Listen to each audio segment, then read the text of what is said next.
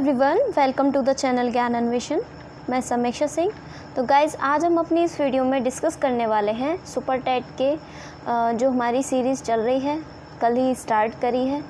तो हमने डिस्कस किया था matter and states of matter को, यानी पदार्थ और पदार्थ की अवस्थाओं को। तो उसके जो बेसिक इंफॉर्मेशन थी, बेसिक डिस्कशन था, हम कर चुके थे। तो उस चैप्टर पे बेस्ड जितने भी आपके एग्ज़ाम में क्वेश्चन पूछे जा चुके हैं प्रीवियस ईयर में, तो उनको हम डिस्कस करेंगे। तो क्वेश्चंस थोड़े से हैं, लेकिन उनसे रिलेटेड जितने भी फैक्ट्स मैं आपको बताते चलूँगी, जिससे आपको आगे क्वेश्चन को करने में दिक्कत ना हो। ठीक है, ये क्वेश्चन सारे प्रीवियस ईयर के हैं और बहुत ही फैक्चुअल हैं। ओके, तो वीडियो को पूरा ज़रूर देखना। ये नहीं है कि एक दो क्वेश्चन देखा, थोड़ा सा देखा, क्विट करके आप चल दिए। ओके, और प्लीज़ वीडियो को शेयर ज़रूर कर देना। तो चलिए स्टार्ट करते हैं पहले क्वेश्चन से। तो पहला क्वेश्चन है हमारा, पहला आपसे पूछा गया है कि क्वार्ट्ज की अवयव है। ठीक है, तो बेसिकली इसमें जो क्वार्ट्ज एक मिनरल होता है, उसके आपसे कंपोनेंट्स पूछे गए हैं।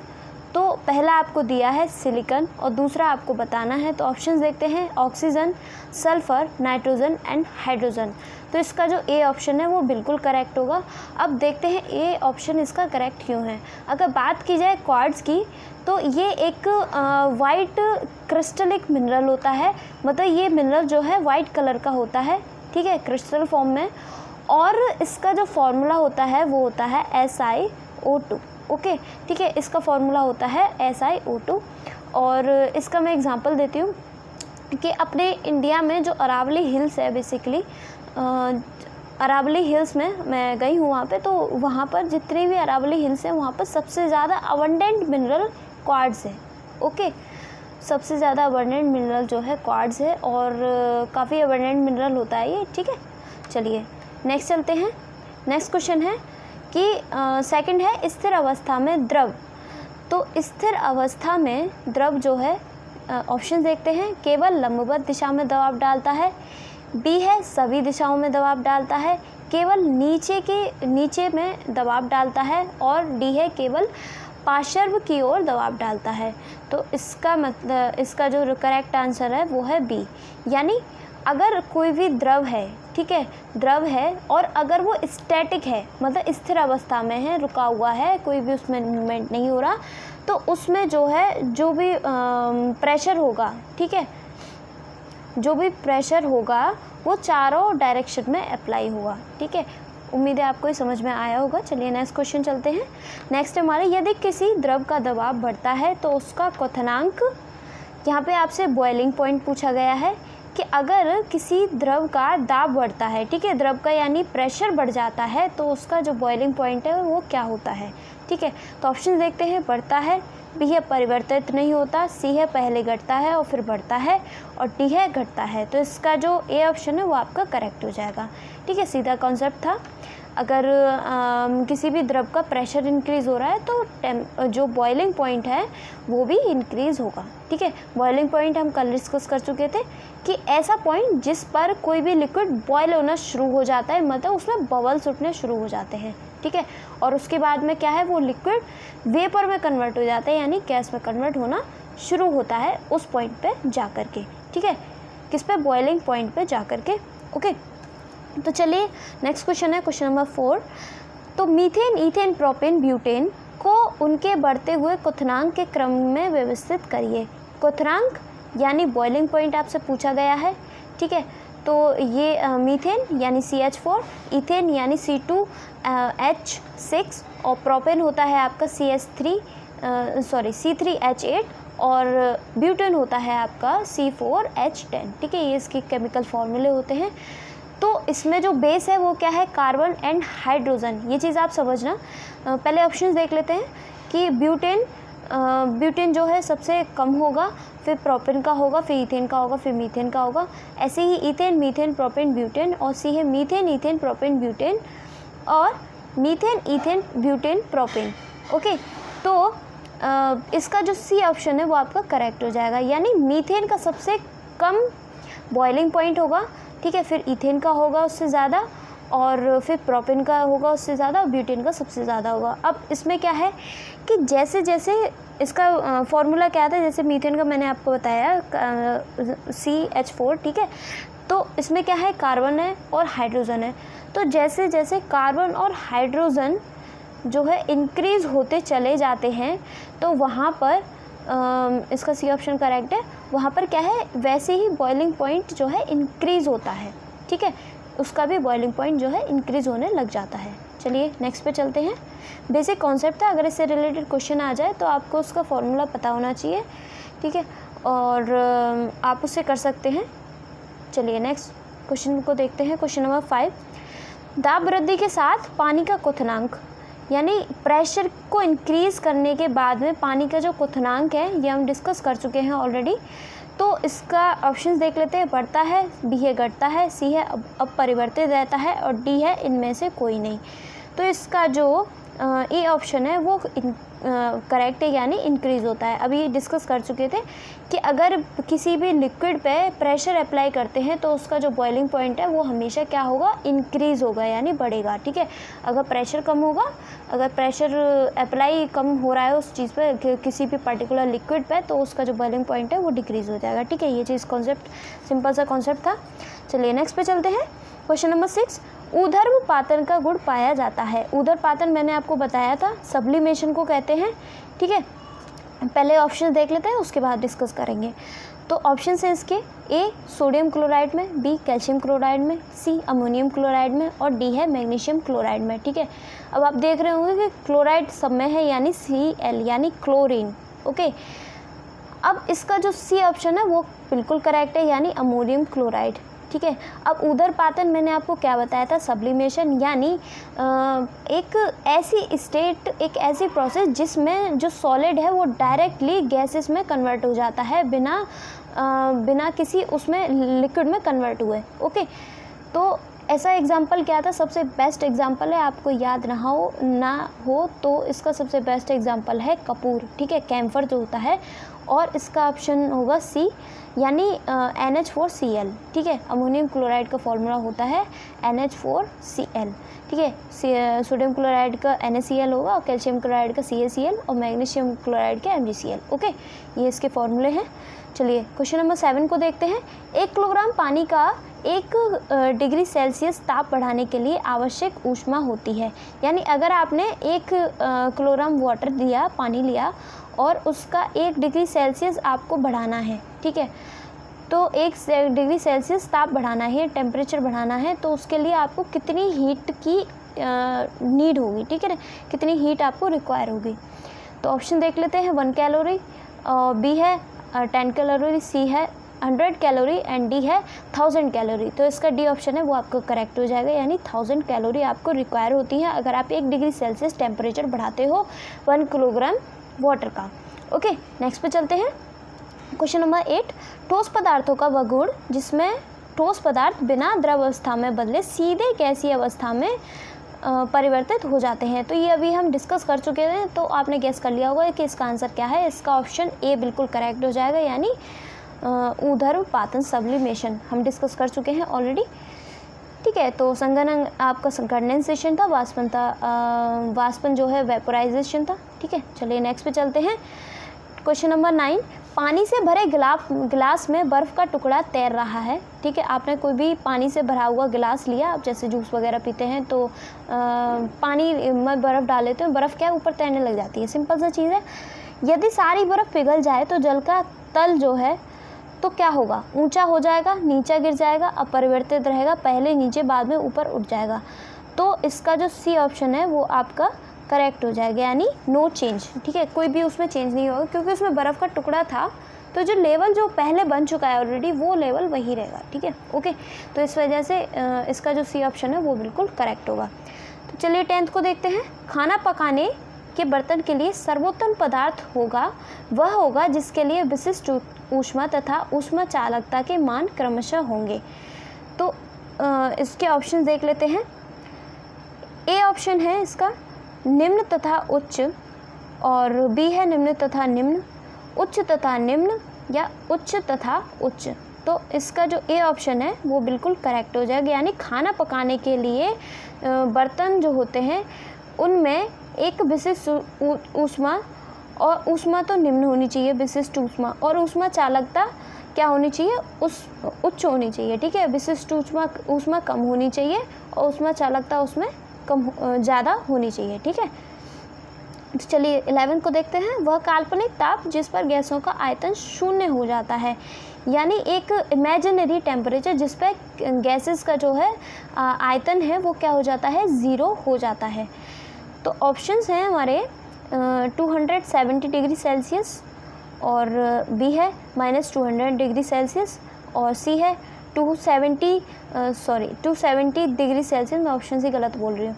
बी है -273 डिग्री सेल्सियस, और सी 273 डिग्री केल्विन और -273 केल्विन। ओके, तो ये स्टैंडर्ड जो है यूनिट होती है टेम्परेचर को मेज़र करने की। ठीक है, तो लेकिन बेसिकली इसका जो आंसर है वो बी होगा, यानी option number B -270 degree Celsius. ठीक है, ये इमेजिनरी टेम्परेचर होता है जिसमें गैसों का आयतन जो है शून्य हो जाता है। ठीक है, चलिए क्वेश्चन नंबर 12।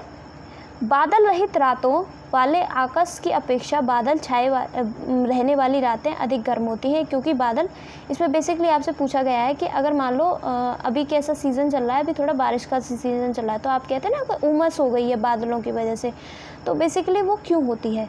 ठीक है, ऑप्शन देख लेते हैं। कुचालक की भांति होने से, बी है सुचालक होते हैं, और चांद के प्रकाश को रोकता है, और डी नर्म होते हैं।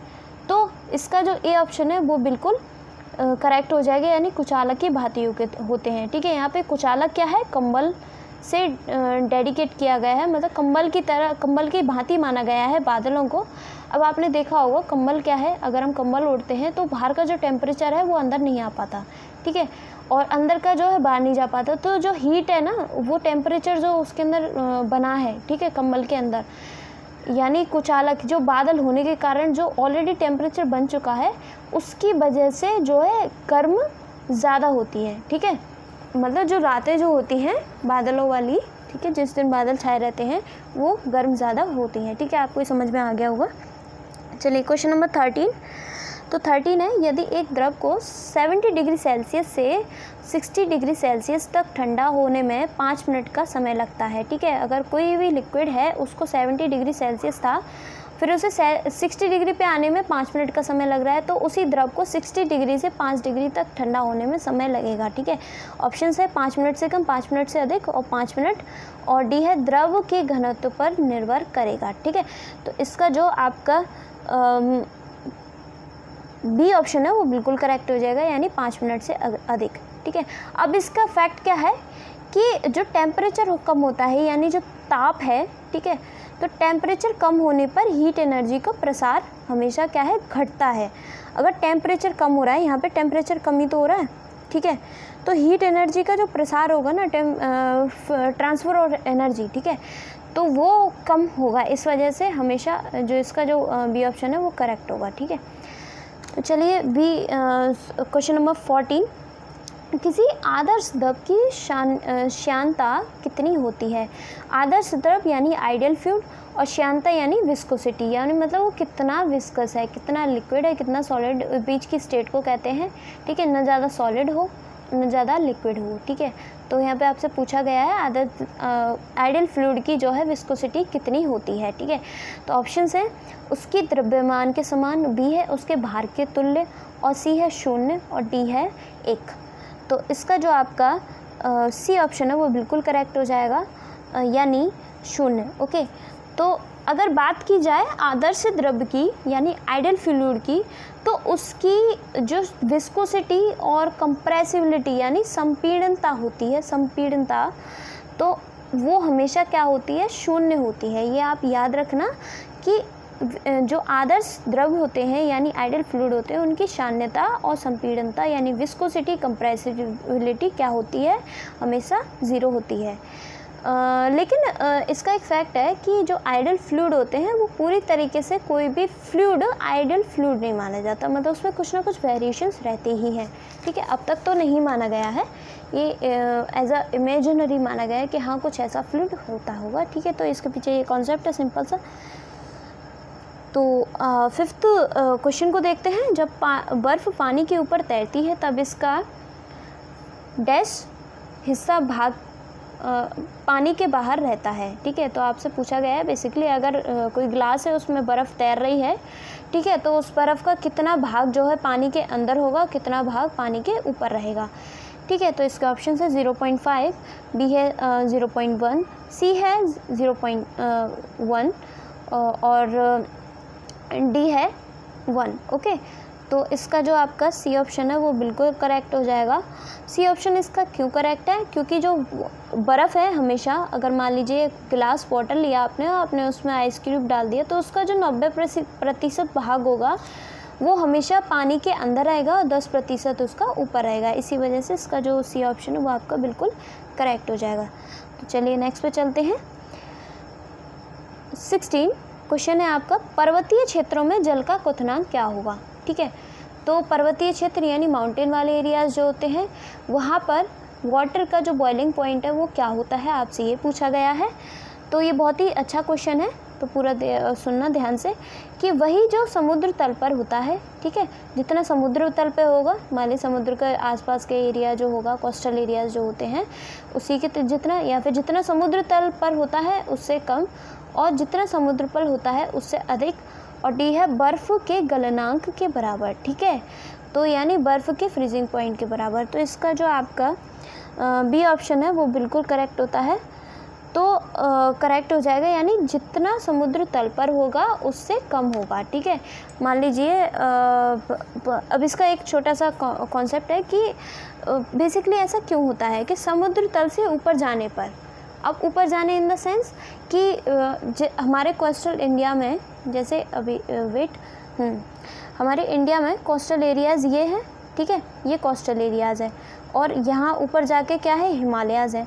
तो ये जो है ये क्या है, समुद्र है, ओके, ये सी है, और यहाँ पर जितने भी वाटर बॉडीज़ होंगी उनका जो बॉइलिंग पॉइंट होगा इस वाटर के बराबर ही होगा। लेकिन जैसे जैसे हम ऊपर बढ़ते जाएंगे, मतलब समुद्र तल से हम जैसे जैसे आगे बढ़ते जाएंगे, ठीक है, तो वहाँ पर जो है हमेशा एटमॉस्फेरिक प्रेशर जो है कम होने लग जाता है। आपने देखा होगा कि जिन लोगों को सांस की दिक्कत होती है, पर्वतारोही वगैरह, जिनको सांस की दिक्कत हो जाती है, अगर वो इस एरिया में जाना चाह रहा है, हिल एरिया में, तो उसको वहाँ अलाउ नहीं किया जाता, क्योंकि उसको वहाँ पे एटमॉस्फेरिक प्रेशर होने की वजह से उसको दिक्कत होने लग जाती है, किसमें, ब्रीदिंग में, ठीक है। तो इसका एक छोटा सा यही फैक्ट था कि समुद्र तल से ऊपर जाने पर हमेशा एटमॉस्फेरिक जो प्रेशर जो है वो कम हो जाता है, इस वजह से बॉइलिंग पॉइंट भी क्या है, कम होता है, ठीक है। तो चलिए नेक्स्ट पे चलते हैं। अभी मैंने आपको बताया था ना कि अगर हम किसी भी फ्लूइड पे प्रेशर ज़्यादा अप्लाई करते हैं तो बॉइलिंग पॉइंट ज़्यादा हो जाता है, ठीक है। अगर हम कम प्रेशर अप्लाई करते हैं तो वहाँ पर प्रेशर जो है यानी बॉइलिंग पॉइंट जो है वो डिक्रीज़ हो जाता है। तो वही कॉन्सेप्ट यहाँ लग रहा है, ओके। एटमॉस्फेरिक प्रेशर जो है वही चीज़ है। तो चलिए क्वेश्चन नंबर 7, बुरादे से ढकी हुई बर्फ़ जल्द क्यों नहीं पिघलती, ठीक है। अगर कोई भी बर्फ़ का पीस है उसको बुरादे से ढक दिया, ठीक है, किसी भी लकड़ी का बुरादा हुआ और हस्क हुआ, आपकी भूसी वगैरह जो होती है, अगर उससे ढक देते हैं तो वो जल्दी क्यों नहीं पिघलती। बुरादा हवा को बर्फ़ तक नहीं जाने देता, बुरादा पानी को सोख लेता है, बुरादा ऊष्मा का कुचालक है, और डी है बुरादा ऊष्मा का सुचालक है। तो सी ऑप्शन आपका इसका करेक्ट हो जाएगा। कुचालक यानी कंबल की तरह काम करता है, मतलब हीट को ट्रांसफ़र नहीं होने देता, मतलब बर्फ़ का जो टेम्परेचर है वो बाहर नहीं जा सकता, बाहर वाला टेम्परेचर है वो अंदर नहीं आ सकता, ठीक है। इसका एक सीधा सा कॉन्सेप्ट था। इसी वजह से बुरादे से ढकी हुई बर्फ़ जो है वो बहुत ही मतलब कम टाइम में ज़्यादा टाइम में पिघलती है, ठीक है, मतलब जल्दी नहीं पिघलती, ओके, सीधा सा कॉन्सेप्ट। सॉरी मेरी टंग स्लिप हो जाती है बोलते बोलते, पता नहीं क्यों, आई डोंट नो, तो उसके लिए आई एम सॉरी। तो चलिए 18 क्वेश्चन देखते हैं। 18 क्या है कि एक ताज़े अंडे को नमक के पानी में डालने पर क्या होता है, ठीक है। अगर एक ताज़ा अंडा लिया आपने, ठीक है, और एक सॉल्ट वाटर है, आपने गिलास में पानी घोल के पानी में नमक घोल के रख लिया आपने, ठीक है, किसी गिलास में। अगर आप उसमें अंडे को डालेंगे तो क्या होगा? तो ऑप्शन है डूब कर तली में चला जाएगा, डूब जाता है लेकिन तली में नहीं जाता, और सी है तैरता है, और डी है फट जाता है। तो इसका जो सी ऑप्शन है वो करेक्ट हो जाएगा, क्योंकि इसका जो रीज़न है इसके पीछे कि अगर पानी में नमक को घोल देते हैं, ठीक है, अगर पानी में नमक को घोल देते हैं तो उसकी जो डेंसिटी होती है ना वो बढ़ जाती है। ओके, तो इसी कारण जो सॉल्टी वाटर होता है, यानी जो समुद्र का पानी होता है, वहाँ पर डूबने के चांसेस कम होते हैं as comparison to fresh water, मतलब मीठे पानी की जो स्रोत होते हैं उनके कंपैरिजन में। तो इसका एक बेस्ट एग्जांपल मैं आपको देती हूँ, डेड सी, ठीक है। अफ्रीकन जो कॉन्टिनेंट है उससे ऊपर की तरफ पड़ता है, यूरोपियन और अफ्रीकन कॉन्टिनेंट के बीच में। तो डेड सी एक ऐसा सी है जिसका जो सॉल्ट लेवल है वाटर का वो इतना ज़्यादा है कि अगर उस पानी पे आप डूबने की कोशिश करें तो आप डूबेंगे नहीं, आप उस वाटर पे डायरेक्टली लेट सकते हैं, ठीक है, आप तैरते रहेंगे, आप डूबेंगे नहीं। ओके, तो ये थी एक छोटी सी क्लास आपके लिए। नेक्स्ट वीडियो में हम नेक्स्ट चैप्टर को कवर करेंगे, फिर उसके बाद उसके क्वेश्चंस को। उम्मीद है आपको ये चीज़ें समझ में आई होंगी, और अगर कोई भी कमी है, कोई भी सजेशन है, कोई भी क्वेरी है, कुछ भी है, आप कमेंट करके ज़रूर बताएं, और वीडियो कैसी लगी ये भी ज़रूर बताएं। और प्लीज़ गाइस वीडियो को लाइक शेयर कर देना, और चैनल को क्या कर देना, सब्सक्राइब कर देना, और कमेंट करके जो भी आपका क्वेरी हो आप बता सकते हो। नो इश्यूज़, मैं आप सभी का रिप्लाई ज़रूर देती हूँ, इग्नोर नहीं करती। Okay, thank you, bye, stay home, stay safe.